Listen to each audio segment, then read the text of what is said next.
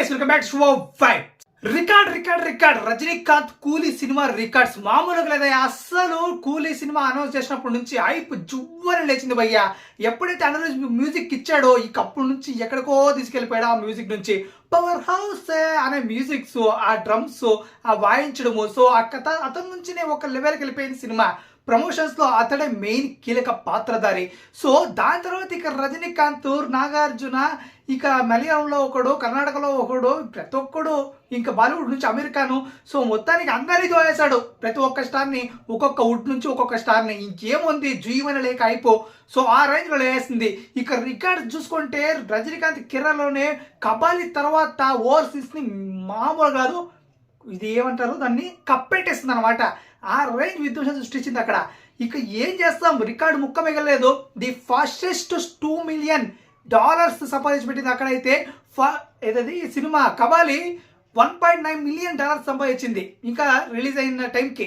ఆ Kabali cinema release అయ్యే టైంకి. బట్ ఇప్పుడు తన రికార్డ్ని తానే బ్రేక్ చేసుకొని ఏకంగా $2 million పెట్టాడు భయ్యా.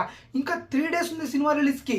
ఇప్పుడు ఏకంగా నాకు తెలిసి 2.5 million దాకా చేరే అవకాశం ఉంది భయ్యా. ఇంకా రిలీజ్ టైంకి అయితే ఇంకా ప్రీమియర్ ప్లస్ డే 1 ఎంత ఉంటుందో తెలీదు. ఇంకా దాని తర్వాత బిఎంఎస్ ఇంట్రెస్ట్ 1 million దాటేసింది.